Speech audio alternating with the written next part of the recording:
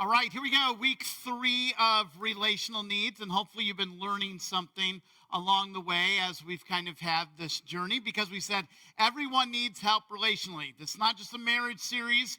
You can take what we're learning and put it in any relationship you have. So last week being all about the idea of trust, that you can build trust in every relationship that you have, and the more that you build trust, the better that relationship is going to be. So last week gave you all sorts of ideas how to do that and how to build trust in those relationships. And hopefully every day you found ways to build trust into your relationships, because that's going to help your relationships be even better and more healthy and work together even better than before. So, and why are we doing this? Because I love this quote. If you always do what you've always done, you always get what you've always gotten. Okay? It is simple, but it's where we all are.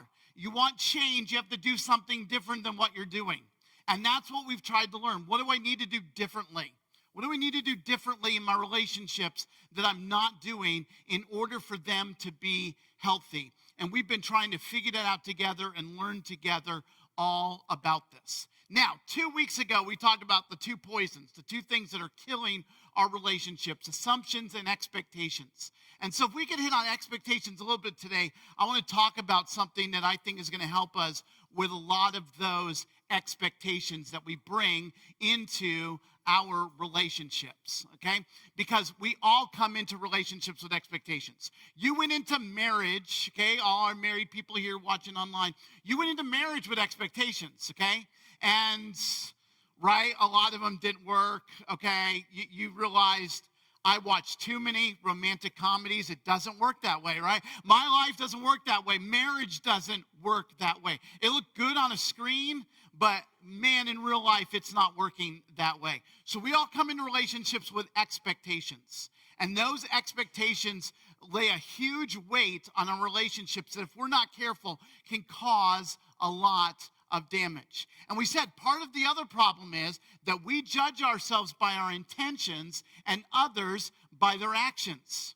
So I could sit down, we could start with the married folks, right? We could sit down and we could have a conversation, and you'd be like, I'm an awesome husband, right? I do everything right. Because in your mind, you have the best of intentions, right? You're going to do everything right. You're always going to put the toilet seat down so your wife doesn't fall in, right? You're going to do everything perfect, right? You're even going to put the toilet paper on the right way, whichever way that is.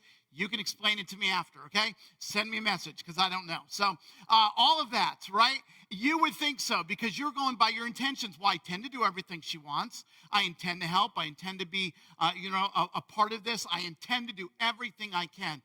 But she might look and go, oh, no, you miss a lot of stuff. You don't do this, this, and this, because you're judging yourself by your intentions. We do this all the time. But the other person doesn't know what you intend to do. They're going to judge you by your actions, what you really do. And love, especially when you look at 1 Corinthians 13, okay, is not just about intentions. It's all about actions, okay? I intended to be patient doesn't work when you need to be patient. So you just take that list and look at all the things in action that we need to do. So we tend to judge by our intentions. That's why expectations are so tough. But we look at others, and the only thing we have to judge them by are their actions. So shouldn't there be something to help with the messiness of relationships? Because we got expectations, we got intentions, we got all this stuff. Shouldn't there be something to help with that? That's what we want to talk about today, something called grace. We want to talk about something today called grace. And the grace that, if we would allow God's grace to flow into our lives and then out through our relationships, it will make an incredible difference. Make an incredible difference. It'll change your household. It'll change your marriage. It could change your workplace. It could change every place that relationships are. It could change it all if we'd allow this thing called grace to just come into our lives and then out through us. Now, I want you to see some scriptures on grace that I think are really interesting, because most of us, if we would think about grace, are going to specifically talk about the grace that God gives to us. And we will hit that in a moment, because that's really, really important. But I want you to see places it shows up that you might not think the word grace would show up. Like, how about this one? You must let no unwholesome word come out of your mouth, but only what is beneficial for the building up of the one in need, that it would give, oh, here's our word, grace to those who hear it. Probably guessing you didn't think of grace that way, right? That your words have an opportunity to be grace-filled. Now, just for a moment this morning, what percentage do you think, since you got up and started speaking, of your words were grace-filled? Okay? You don't tell anybody else. You just have to sit there and go, maybe it wasn't very high. I don't know. Maybe you are perfect and you got this down and it's a high percentage. But how many of our words are grace-filled? We just don't think of that our words have a chance to be grace-filled. Here's another one. Let your speech always be, here's our word again, gracious, seasoned with salt, so you may know how you should answer everyone. How am I going to answer this person, right? Because you know they're picking a fight, right? You know they're going to pick a fight with you. This is at your workplace. This might be with a friendship that's a little tense right now because we've chosen to argue about all sorts of stuff that we shouldn't argue about, but we do now. What would it look like that I could say my words have a chance to give some grace in this situation and maybe diffuse something? See to it that no one comes short of the grace of God, and that no one be like a bitter root springing up and causing trouble, and though it many become defiled, that it would just defile everything through it, okay? And so all of these have to do with what? Forgiveness in our words. Well, what do we learn from that? What do they tell us, okay? Now, before we get to any of that, I have to say something really, really important about this subject of grace. Because what I'd love to just dive in and tell us that our words need to be this way. We need to just bring this into our relationship. You cannot give what you do not have. I know that's really simple, right? You cannot give what you do not have. And we operate on this system every day, okay? The reason we don't go out, okay, unless some of you in here are awesome, some of you watching online, reason I don't go out and buy a new Ferrari, I don't have the money to buy a new Ferrari, okay? Because then everybody wonder why the pastor driving a Ferrari, okay? But why? Because I cannot give what I do not have. Now take that and think about grace for a moment. You cannot give grace if you don't have grace. You can't. You're gonna try and you're gonna muster up something and it's not gonna work, okay? The way we give grace is that we understand that grace has been given to us. This is how God has operated with us. For by grace you are saved. Through faith, this is not from yourself. This is not your works. This is not your doing. This is all about God's grace given to us that we would be rescued and redeemed and we would follow Jesus.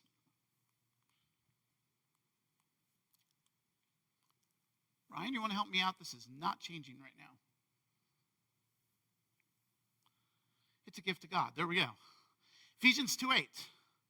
So you're not going to be able to give grace if you have not experienced God's grace, because you're not going to understand what it is to give something that somebody else doesn't deserve. Because you're going to be like, oh, I'll tell you what this person deserves with my words, okay? They deserve to get ripped apart. They deserve to be belittled. That's what they did to me. You are not going to give something that is undeserved, but that's what grace is all about. So we understand how God operates with us. God did not save me because I was good, because I was nice, because I chose to be a pastor, because I memorized verses, okay, because I read the Bible app. None of that. None of that is the reason I've been saved. I've been saved because of God's grace. Because God chose to do something I totally did not deserve. And that was send Jesus to die in my place and rise again for my salvation. I cannot earn that gift. That is totally a gift. Every time I try to earn it, I miss what God has done. So if you understand what God has done for you and you realize you are totally lost, you are totally hopeless, without Jesus coming to redeem and rescue you, you are going to understand grace this morning. This is going to help you when we talk about it relationally. If you don't, and you are under some pretense that I got to earn this thing, and I got to go to church more, and I got to get more gold stars on God's chart in heaven, wherever that is, okay? And I got to be better, and I got to do better, then you are going to miss grace. Because Jesus coming and dying in our place and rising in for salvation is totally undeserved. I don't deserve that. Do you know what I deserve? Being a sinner, being separated from God. I deserve hell and eternity separated from God. That's what I deserve. That's what we deserve.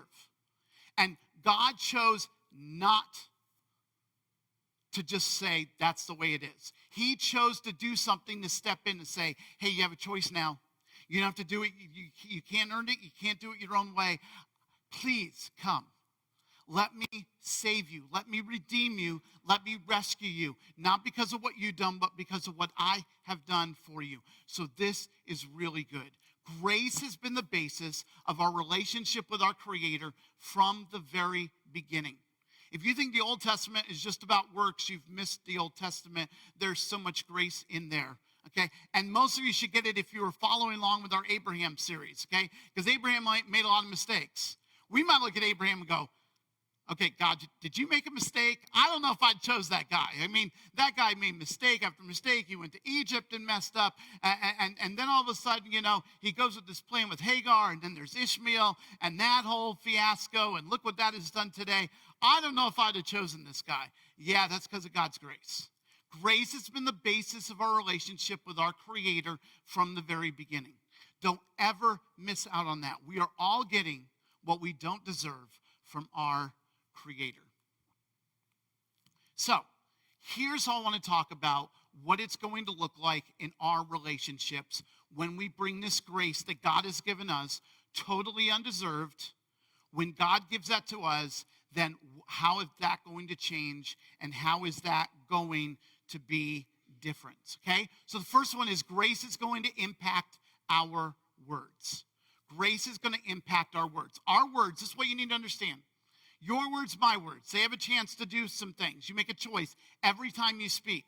Is this going to hurt, or is this going to heal? Is this going to hurt, or is this going to heal? Am I just going to further the division and the argument we're already having, or am I going to choose to bring some healing into this place? Your words, my words, they will either hurt or heal. They will either lie or tell the truth. And I know we get convinced sometimes, the best thing would be to lie. The best thing would be not to tell the truth. That is just not true, okay? They will either bring death and end something, okay? Maybe you've been there. Your words ended a friendship, okay? Maybe for some of you, words ended a marriage. They weren't grace-filled. They brought death. That's what our words can do. Or they can bring life. This is what happens when you're going to introduce grace into your words. They're going to heal, they're going to bring truth, and they're going to bring life into your relationships. That's a lot better than the other option.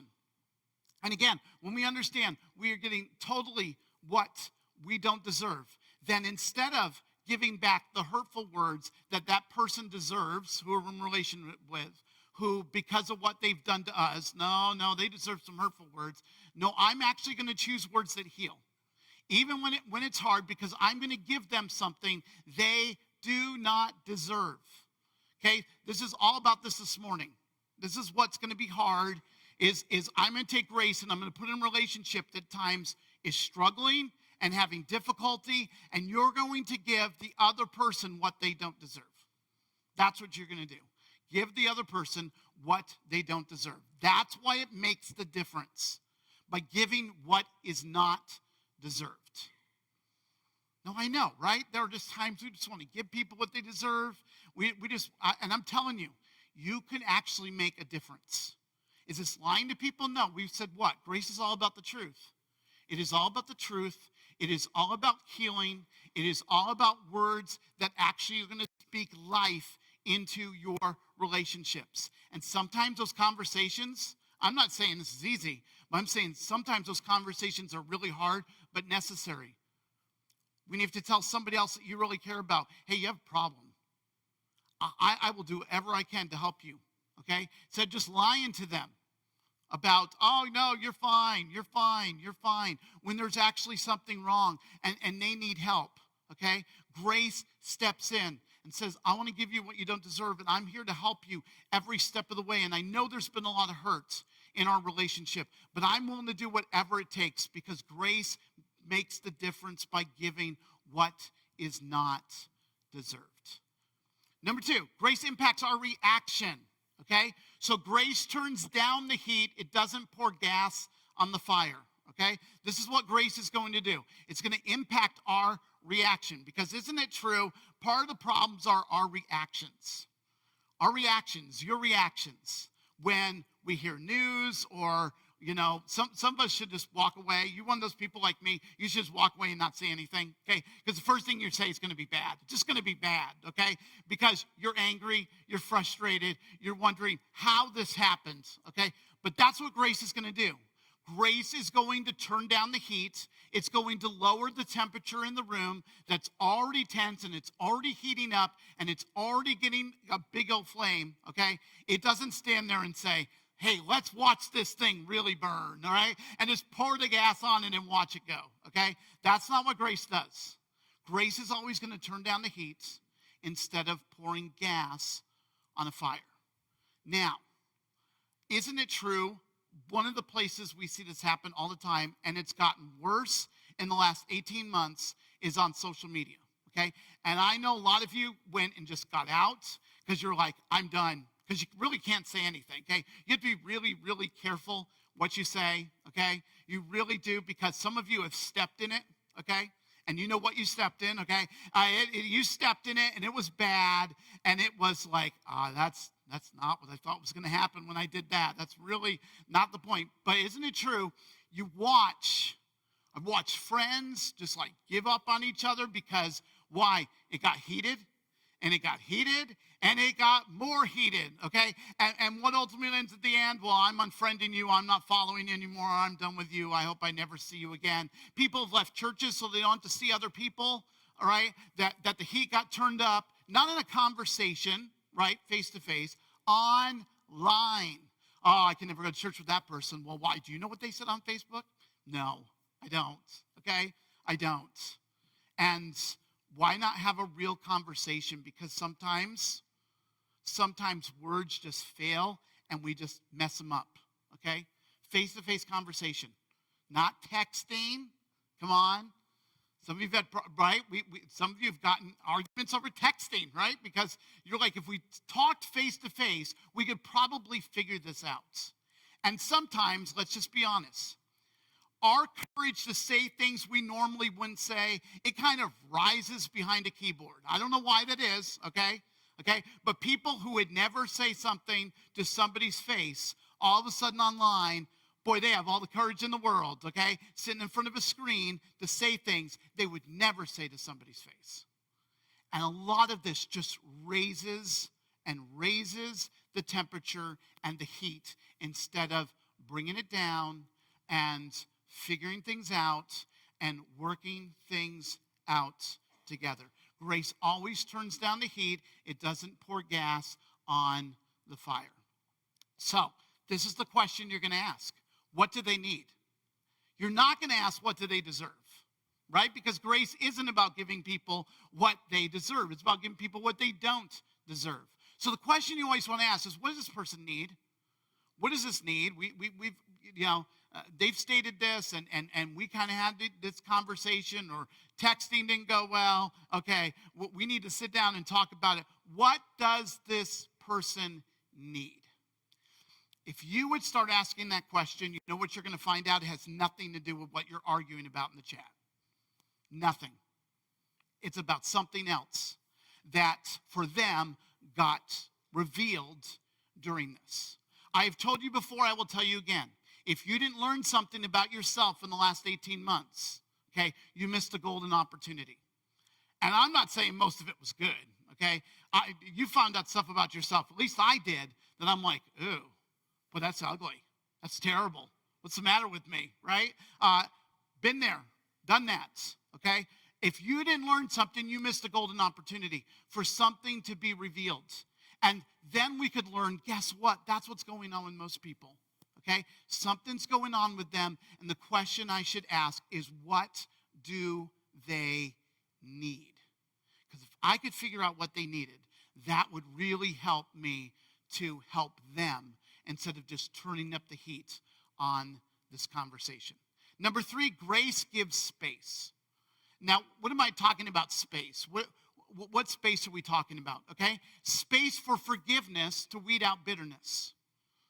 You understand something, I hope you do, and if you're not, you're going to learn this morning. Forgiveness is really about you dealing with what's going on in your hearts, okay? It's really for your benefits, okay? I guarantee you the person you need to forgive most of the time has no idea that you're that angry at them, that you're that unforgiving towards them. They might not have even a clue, okay? Their life isn't being affected, is it, by the unforgiveness? Your life is. It's a mess. It's got all this stress and all this added push, okay? Because if you don't give space for forgiveness, then bitterness comes in. And bitterness, as the writer of Hebrews says, it's a root. It digs in deep and it holds on a long time. And then it's not, then all of a sudden it just starts showing up everywhere because it's so deep. It has penetrated so many different things. That's just what unforgiveness does. But grace makes space for forgiveness so that I can move forward and I can be forgiven and I can give out forgiveness for my benefit, for my sake. It also gives space for disagreements. Now, for all the married people in the room and watching, I will say one thing that's really, really important. And hopefully, you've heard me say this before. It is so important you marry somebody with like values, okay? Like values. Marriage is hard enough, okay? Never mind marrying somebody that's totally different. I know it works out in Hallmark movies every time, right? Like, this isn't real, okay? And that's why my wife won't watch them with me, right? Because I'll just sit there and go, that's not real, okay? That's not real. They're so different. They have no values in common, okay? But let's just be real this morning. Because she's cute and he's hot and they're good in bed, they think it's all good, okay? And it's not, okay? And some of you can't believe I just said that. It's okay, right? I'm going to be real this morning about this. You have to marry somebody with like values. Because you have no idea what you're going to run into in life. You have no idea what you're going to run into in life. But if you have like values, and you're most of the time going in the same direction, you can work your way through anything. You can work your way through anything.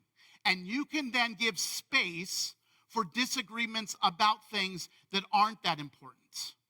That aren't that important. That you can just say, yeah, we're just going to disagree on that, okay? We're going to disagree on that. But here's what happens right now. We don't have any space for disagreements. We don't have space for disagreement. You either believe in everything that the government wants to do or you don't. And we're on different sides now, okay? I have no space for you, all right? You either follow everything I think you should follow or, well, I can't do life with you. That's just where we are with people. It's a really, really bad place. That's not a place of grace. Because grace gives space for disagreements. And recognize there's so many non-essential things that we argue over that really don't make a difference at all in eternity. Okay? They don't. They make no difference in eternity. But my goodness, we will argue, we will fight, you will get all wound up about it. Okay? And it makes no difference for eternity. But grace will give space for disagreements. And I'm telling you that works best when you are with people with like values. So marry somebody with like values. That will simply change everything. It will. Because you'll find yourself, you're going into the same direction so many times that when there is one, there's space and you can figure it out. Because it's not something so life-changing, so essential to who you are and what you believe. But a lot of times we don't do that. And a lot of times we don't create space for each other that we can disagree and be okay. That I can still love you and care about you and be your friend and be in friendship with you even if we don't agree on everything. But it seems there are just some issues right now. People are losing friendships over and relationships over And I'm telling you, grace gives space for disagreements by giving people what they don't deserve. Or, this is what I heard this said once and I thought it was so brilliant. Do you want to be right or do you want to be in relationship? Right? Do you want to be right? Do you want to be right or do you want to be in relationship? What is your higher value? Okay? What is your higher value? Married folks, what is your higher value? Okay? Well, I'm just going to argue because I know she's wrong. Okay? So is it more important you're right or that you're in relationship? And of course, I'm not talking about huge essential things for a moment. I'm just talking about most things. Sometimes we just have to be right. I want to be right. I got to be right. I'm stubborn enough. I'm going to be right. And either you have somebody who will go along with you or you'll find yourself sleeping on the couch quite a bit. That's what's going to happen. You want to be right or you want to be in relationship? Because sometimes grace will give space for disagreements. So I want to end this morning with two questions. Because there's two things I want you to think about this morning about this topic of grace and bringing grace into your relationships. And the first one's really important. Are you walking in the grace of God? Are you walking in the grace of God? We were to sit down and have coffee. And I would just ask you, okay, how do you know you're following Jesus? And if it's a bunch of rules, if it's a bunch of, I did this week. I was at church, right, Ed? You saw me. I gave this week, check. Right? I was nice to the dog this week. I worked. If you're just going to list me your accomplishments, you're not walking in the grace of God. I'm going to tell you that right now. You're not. You're living off of, I got to do better. I got to do better. I am telling you that is a terrible way to live, and God doesn't want us to live that way. God does not want you to live that way. That way's a prison. That way's a trap. And you're going to get stuck in this. I got to be better. I got to be better. And all you're going to think of yourself as a failure. Oh, I yelled at my kids. I'm a terrible parent. I'm an awful parent, right? And you're going to condemn yourself constantly. Unless you understand that God redeemed us and rescued us when we didn't deserve it. And we walk in that grace of this undeserved favor of God. And you know what we find? God is a good and loving Father. And maybe you've understood that, but God is a good and loving Father who loves to give gifts to his children. Walk in the grace of God. Are you walking in the grace? Because I'm just telling you, you cannot give what you do not have. You're going to really struggle with this, and it might go good for a day, and then it might just tank because you just don't have any grace to give because you don't understand that's how God operates with you.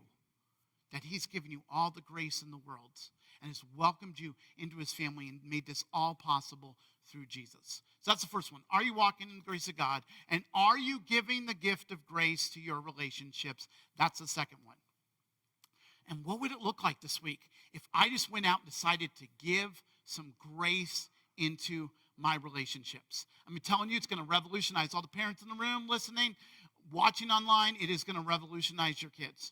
Okay, if you just start giving some grace into that relationship. Bring it into your marriage. It'll make a huge difference. Bring it into your workplace where maybe it's not there at all, right? But you bring it in because God's grace is working in you and you're going to let it go out of you to the people around you.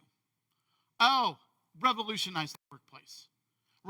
Revolutionize your relationships, your neighborhoods, every relationship you are in. It would change it if you would just bring that gift. Yeah, but they don't deserve it. I know, it's grace. None of us do, but it's all been given to us. So, as we end every week, we're going to pray together, and then we're going to sing together. And as we pray together, we're just going to ask God, and we're going to thank God for his grace. And if you haven't experienced that grace, I would just invite you. It is just simply asking God, thanking him for his grace and asking that would be part of your life and you would walk in relationship with him and you would start following Jesus. So simple. And that you could take that grace and give it. And for all the people following Jesus, watching, listening, here in the room, go give that away today. Go give that away when you get home. Go give that away when you get in the car. Go give that away in all your relationships and watch what God does with it. So let's pray, and we're going to sing one more time and worship God this morning.